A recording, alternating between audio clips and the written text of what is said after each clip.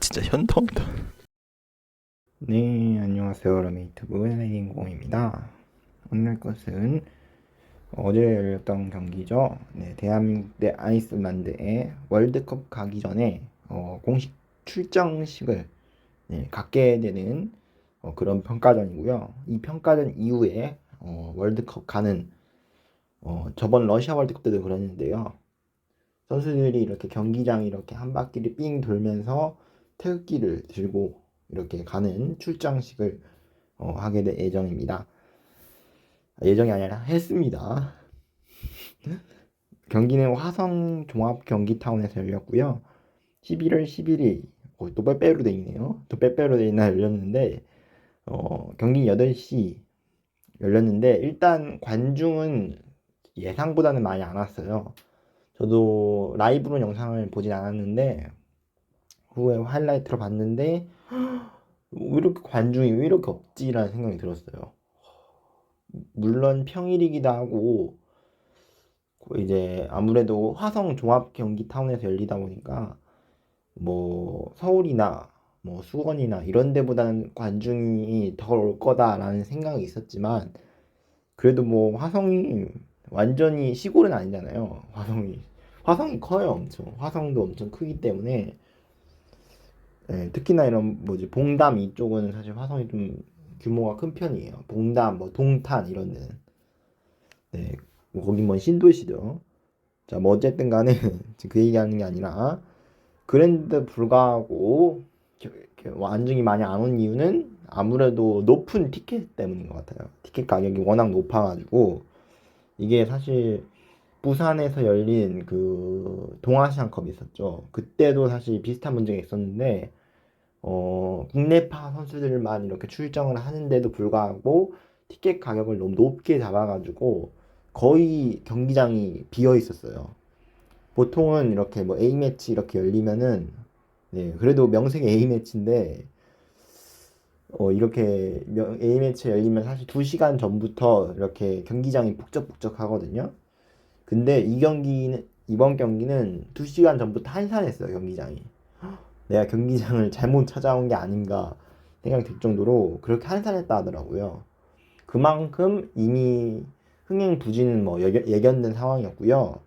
공식적으로는 15,000명 정도 오셨다고 하는데 거의 화성 종합 경기타운이 거의 33,000명?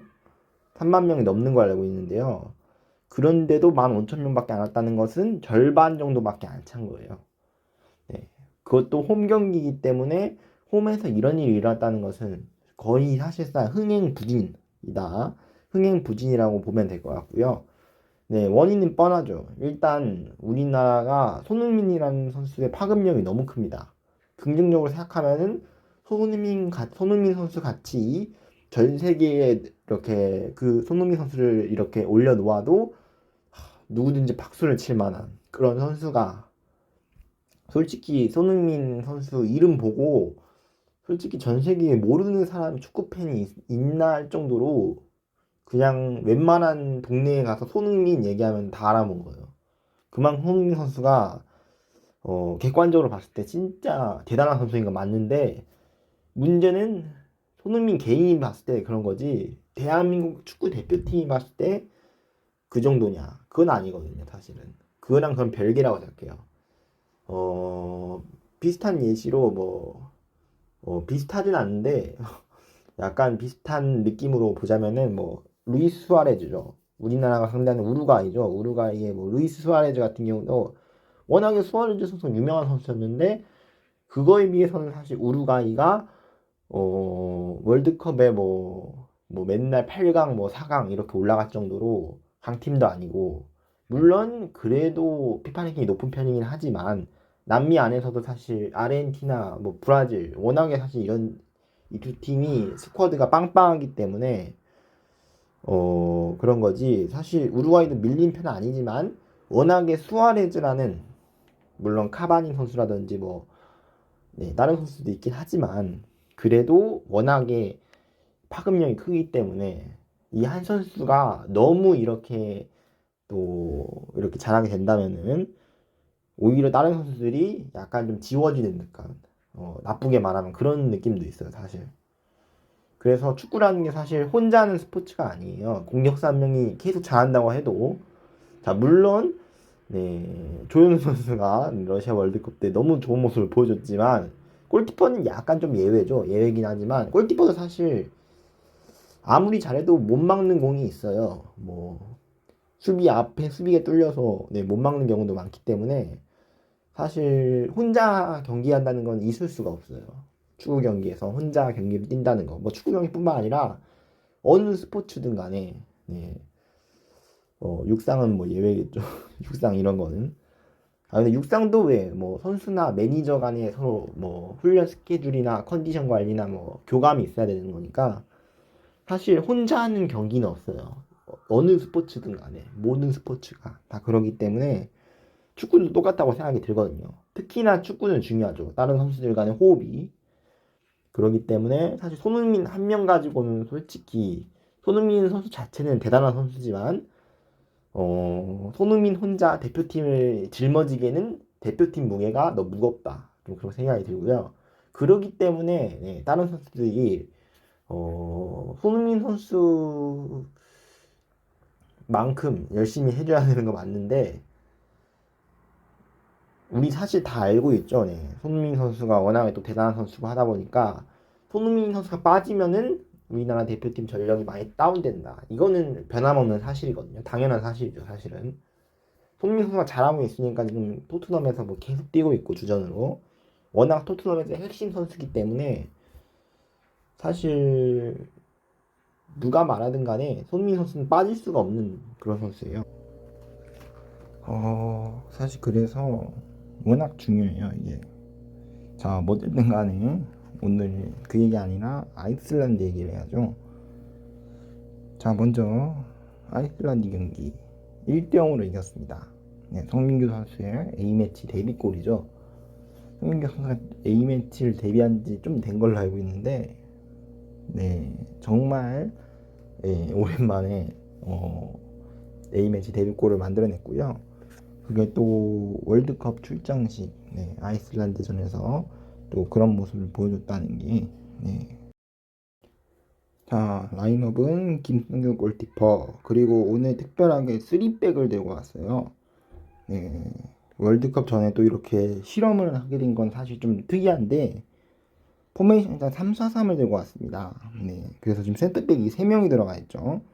박지수, 권경원, 김영권 그리고 네, 양쪽은 이제 윤종규 선수랑 홍철 선수 미드필더에는 백승구, 정우영 네, 그리고 권창우, 송민규 그리고 원톱에는 조규성 선수가 이렇게 자리를 하게 됐습니다. 일단 실험 이번 3-4-3이란 특이한 3백 전술을 월드컵 출전식에서 또 보여줬는데 벤투 감독님 이제 기자회견을 보면은 이 3-4-3 그러니까 이 3백 전술을 월드컵에서도 활용할 가능성이 있다라고 얘기를 했어요.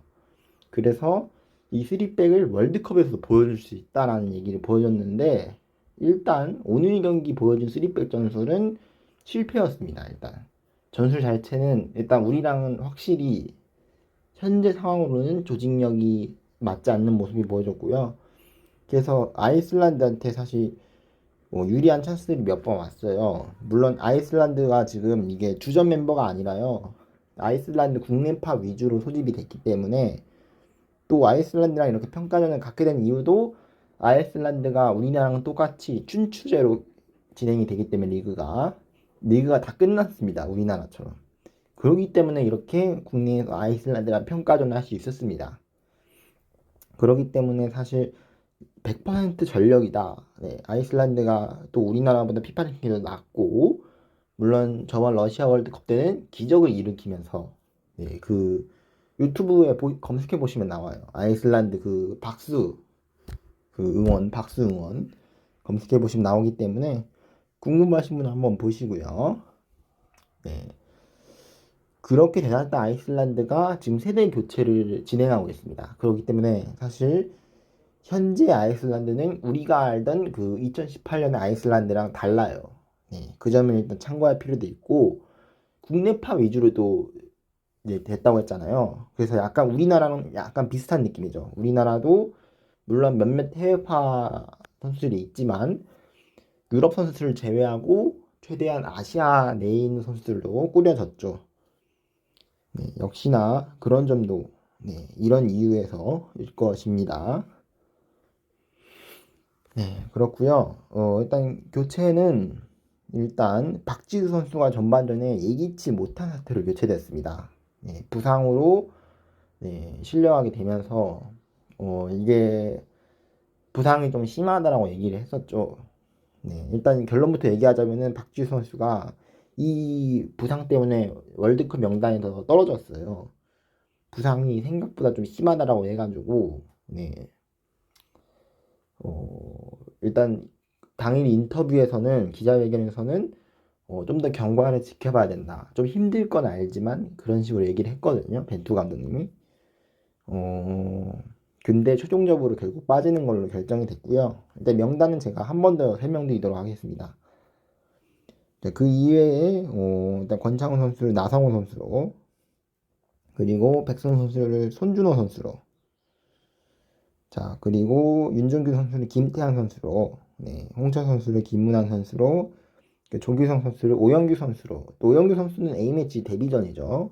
21살에 A매치 데뷔전을 갖게 됐고요. 자, 이런 식으로 교체를 했습니다. 자, 그렇게 했고, 네, 경기는 송민규 선수의 헤더골이죠. 헤더골 한 방으로 1대0으로 승리를 거두었습니다. 자, 그리고 네, 바로 오늘 발표됐죠. 오늘 1시에 라이브를 통해서 발표한 네, 이 명단은 이미 아이슬란드 경기 네, 전부터 이미 명단이 다 정해져 있었고, 그 명단대로 네, 어느 정도 명단대로 네, 뽑은 것 같고요. 큰 변수는 사실 박지수 선수의 부상 말고는 네, 물론 뭐 손흥민 선수의 뭐 경과에 따라서 빠질 수 있겠지만, 그걸 현재 11월 12일 네, 당일로 네, 이제 그게 큰 경과가 현재까지는 박지수 선수의 부상밖에 없었기 때문에 그걸 제외한 어, 나머지는 또 그대로 네, 현재까지는 명단이 나올 것 같고요. 일단 어느 정도 예상대로 나왔습니다. 그럼 바로 일단 보도록 하겠습니다. 일단 골키퍼는 김승규, 송범근, 조현우 선수. 네, 여기까지 뭐 예상 갔었죠. 네, 일단 김승규, 조현우가 거의 확정적이었고, 그리고 송범근 선수랑 이제 누구지? 그 구성윤 선수. 이 두 선수가 경쟁하는 느낌으로 갈 거라고 예상했는데, 네, 역시나 일단 나이가 어리고, 네, 이제 유망주죠. 나이가 이제 24살로 알고 있는데, 송범근 선수가 이제 뽑히게 됐고요. 아무래도 주전 골키퍼는 네, 김승규 선수가 장갑을 낄 가능성이 높을 것 같고요. 이어서 서드는 아무래도 조현우 선수, 그리고 세컨 서드랜다. 그 세컨이 조현우 선수고, 네, 서드가 네, 손봉훈 선수죠. 제가 네, 영어를 반대로 얘기했네요. 서드는 머릿속은 알고 있었는데 네, 잘못 나온 거예요, 입으로. 서드가 이제 그 손봉훈 선수고, 세컨이 조현우 선수죠. 그렇게 될 가능성이 현재까지 높습니다. 뭐 중간에 뭐 부상 때문에 바뀔 수 있겠지만, 벤투 감독님이 계속 언급했던 그 선수들 베스트 11이 사실 어느 정도 확고하잖아요. 벤투 감독님이 그 특성대로 진행하게 된다면은 사실 김승규 골키퍼가 주전 장갑을 낄 가능성이 상당히 높죠. 자, 그리고 수비에서는 권경원, 네, 김문환, 김민재, 김경원, 아니 김경원이다. 권경원이죠. 네, 김경원이 아니라 권경원, 네, 그리고 김영권 선수, 김진수, 김태환, 윤종규, 조유민, 홍철 선수, 이렇게 명단이 나왔고요. 일단 수비는 역시나 네, 계속 뽑았던 선수들 위주로 뽑았고, 생각보다 수비수를 많이 뽑았어요. 네, 일단 그럴 수밖에 없는 게 지금 양쪽 풀백이 애매합니다. 누굴 뽑아야 할지 애매한 상황이고, 특히나 오른쪽 풀백이죠. 네, 계속 윤종규 선수랑 김문환 선수인가요? 네, 이 두 선수가 홍철 선수도 볼 수도 있고, 네, 계속 경합을 하고 있는 상황이기 때문에 사실 이 자리를 가지고 누가 주전 자리를 차지할 거냐, 이게 사실 제일 수비에선 큰 문제죠, 아무래도. 네, 그렇고요. 두 번째는 아무래도 이제 센터백이죠. 센터백에서 박지 선수가 빠졌기 때문에 물론 현재까지 상황을 봤을 때는 김민재, 김경원, 김경원, 계속 김경원이래. 김영원 선수 죄송합니다. 네. 김민재, 김영권 선수, 네. 두 선수가 주전을 차지할 가능성이 높고요. 아무래도 이제 후보 자리에 조용민 선수랑 권경원 앞에 계속 김경원이라고 해가지고 틀린 줄 알았네요. 권경원, 조용민 선수가 이제 백업으로 할 가능성이 현재까지로는 제일 높아 보이고요. 자, 풀백 같은 경우는 역시나 지금 벤투 감독님이 계속 고심했던 선수들이죠.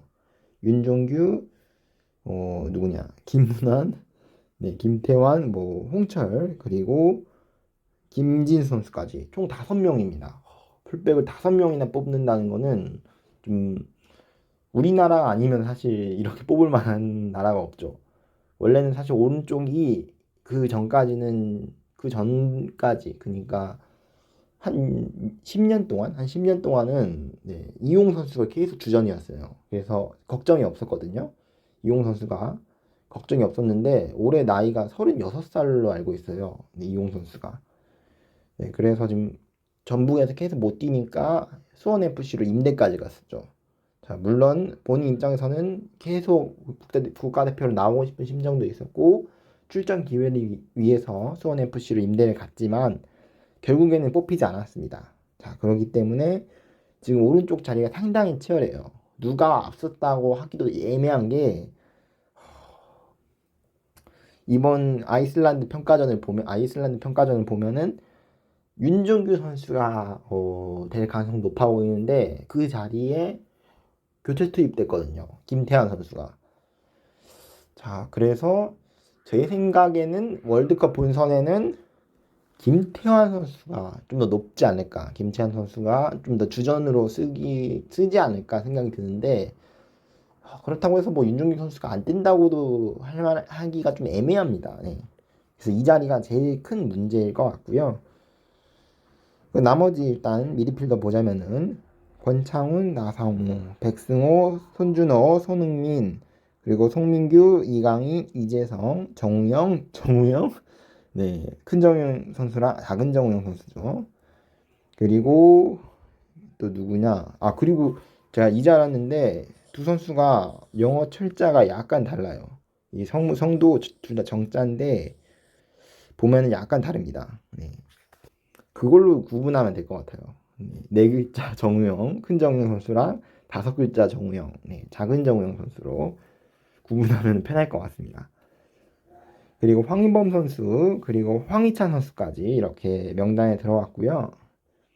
일단 미드필더도 역시나 좀 의외다라고 생각하는 발탁은 크게 안 보였고, 예, 이강인 선수가 뭐 들어올 것이냐 빠질 것이냐 뭐 언론에서 그렇게 얘기를 했는데 일단 명단에 들어왔어요. 이강인 선수까지.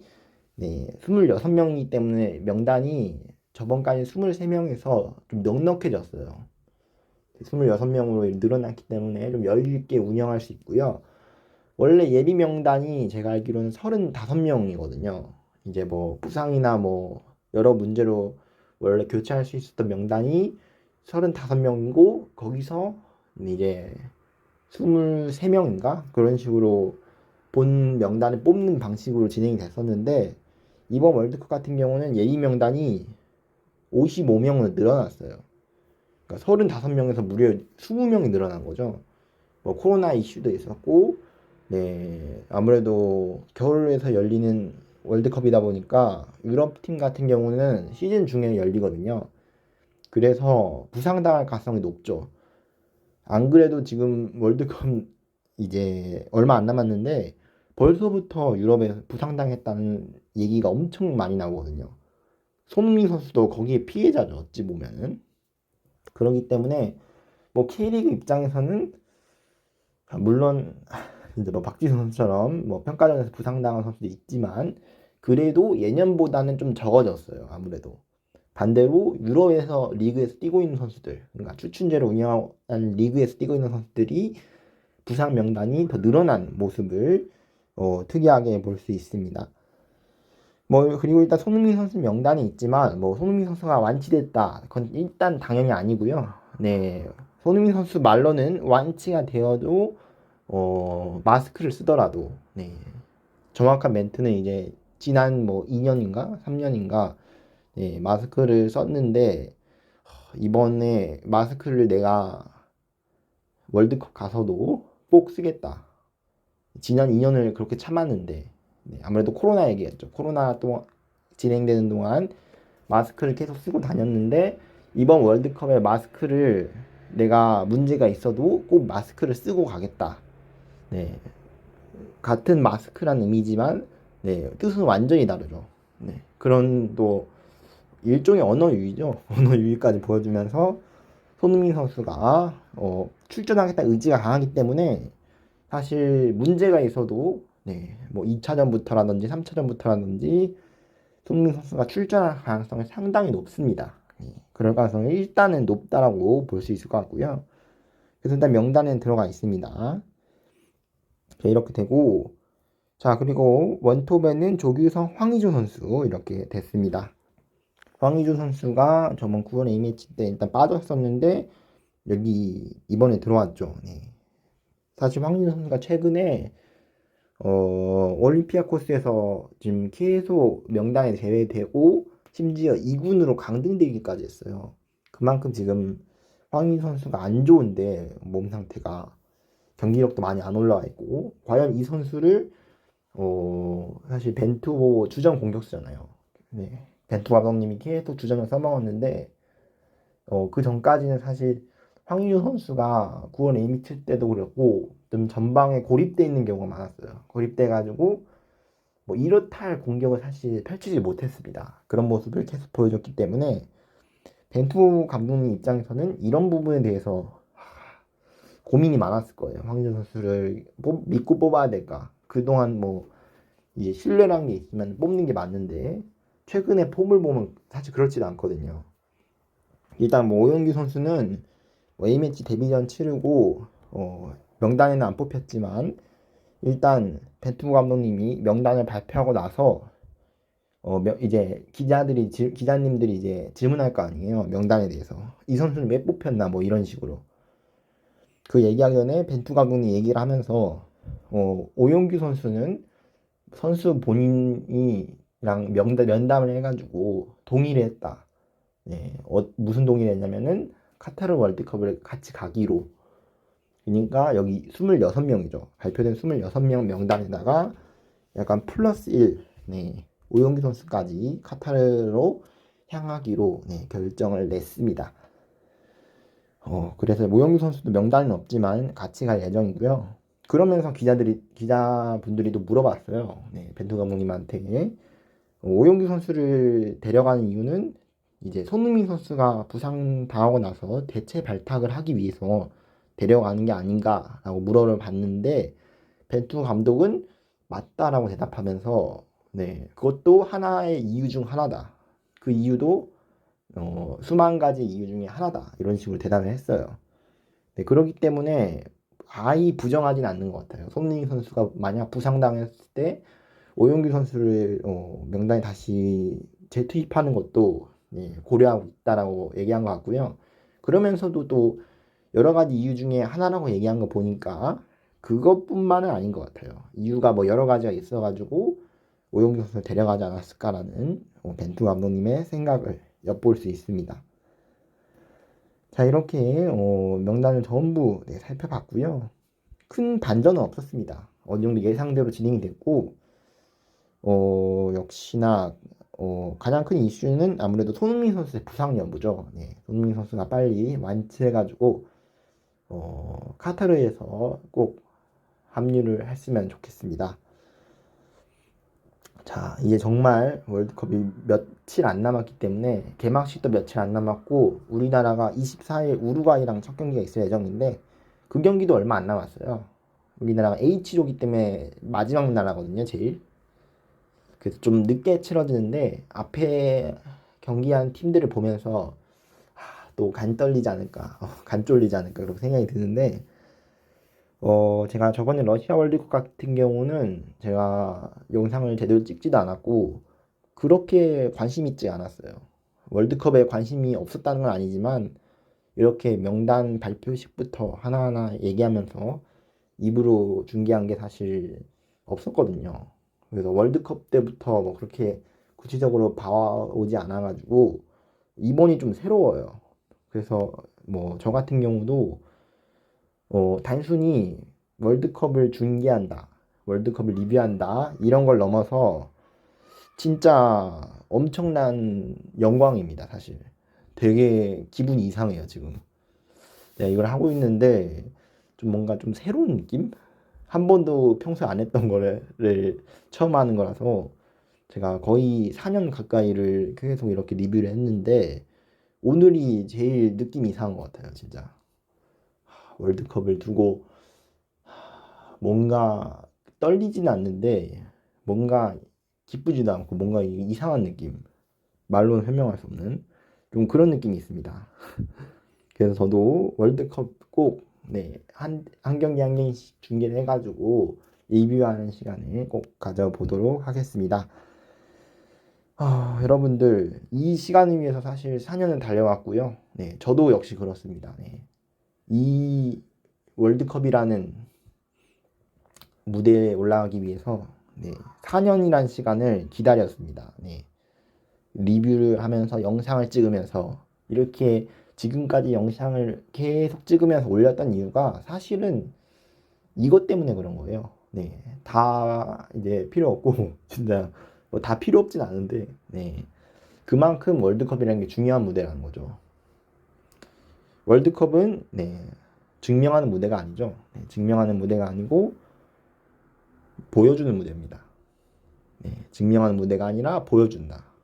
증명이라는 얘기는 새로운 걸 실험하면서 보여주는 느낌이고, 보여준다는 얘기는 말 그대로 실험하지 않고 이제 이미 정답은 나와 있고 또 이렇게 얘기하니까 다음 주가 수능이죠.